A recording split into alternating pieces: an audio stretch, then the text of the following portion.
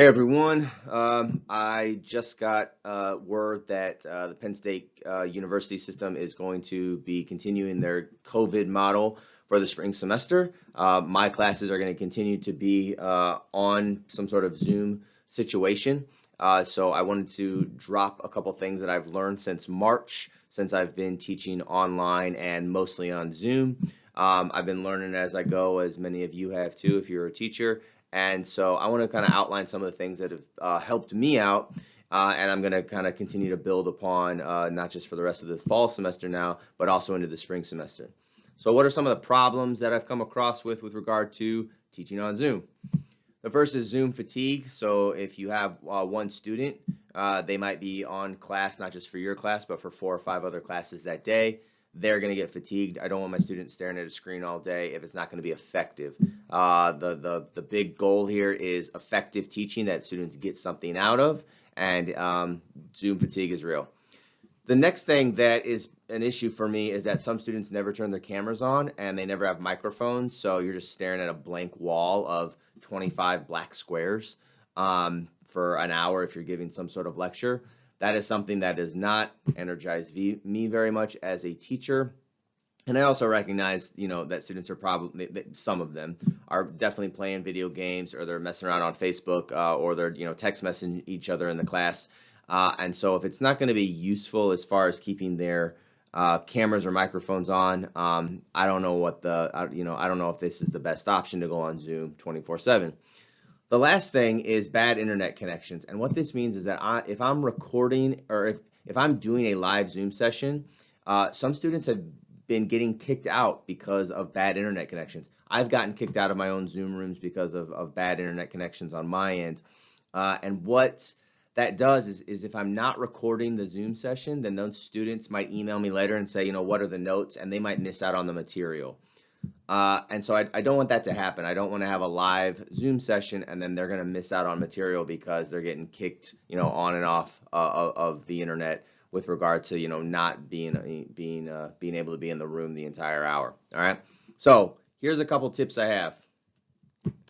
First thing, I do teach a public speaking class, but if you give a public speaking class or any sort of class that's based on several presentations, what I found useful, and this happened in the spring to me in March, is I was teaching a public speaking class, and I knew that 20 students were not going to be on a Zoom room call watching 19 of their classmates give 5 to 6 minute speeches. It wasn't going to happen. This semester, it's fall semester, I currently teach a Monday night class from 6 to 9. There is no way I am going to effectively have 20 students staring at a Zoom room for 3 hours watching their classmates give a presentation. Cameras are going to be off, microphones are going to be off. It's not going to work out too well. So this is what I did. I did this in the spring and I do it right now.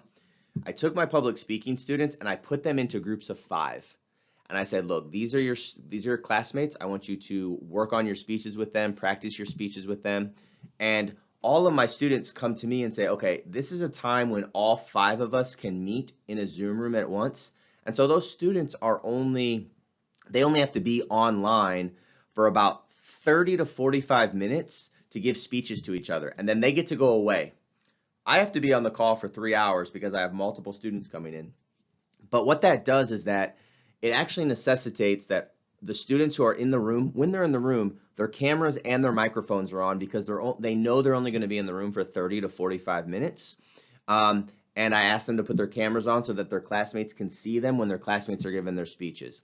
So if you make just a group of 5 to 6 students and say, you're only going to give speeches to each other, these are the only people in class that you are going to be meeting with regularly for presentations, it's made it so everyone has their cameras on, everyone has their microphones on, everybody contributes, because students know that they don't have to be there for 3 hours, they only have to be there for about 30 to 45 minutes, and it has worked wonders. And I would rather have those small groups where everyone's cameras on and everybody's engaged, as opposed to a 3-hour session of making everybody, listen to a lot of other speeches.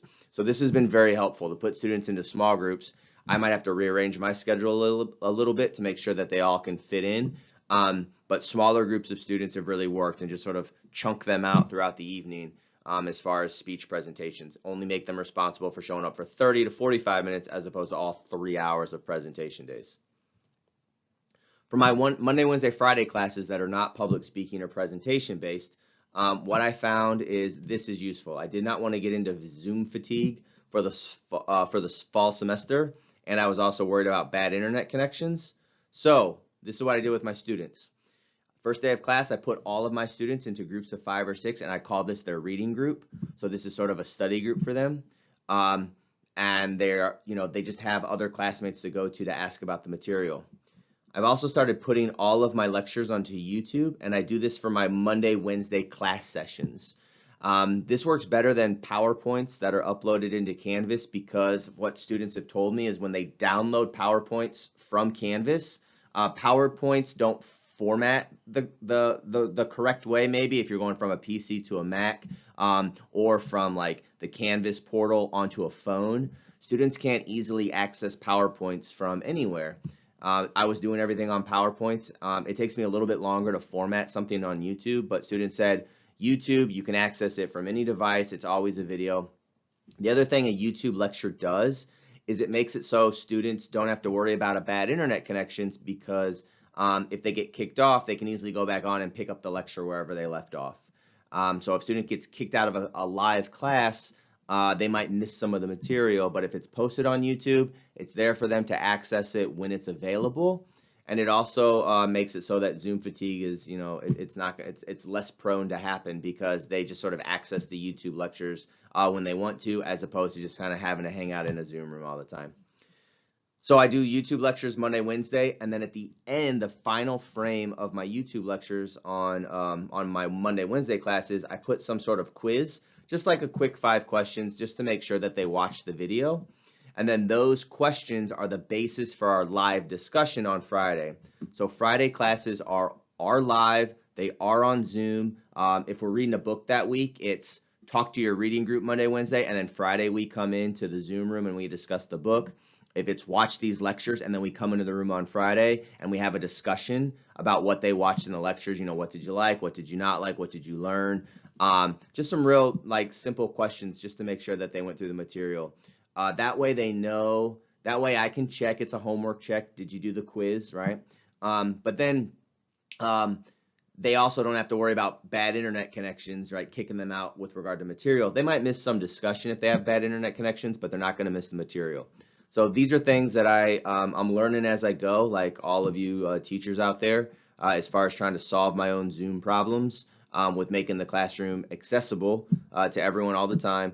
But also, our big thing here, my big thing here is, making sure students are learning and getting good material out of the class.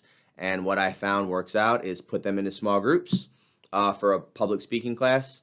And then for Monday, Wednesday, Friday classes, Monday, Wednesday, they get a YouTube video, and at the end of that video, there is a quiz. They do the quiz, they email it to me before class on Friday, and then they come into class on Friday, and we have a discussion about whatever material I had posted the rest of the week. All right, that works for me. I hope some of these tips might be helpful to you as well. And yeah, I'll post some more stuff later.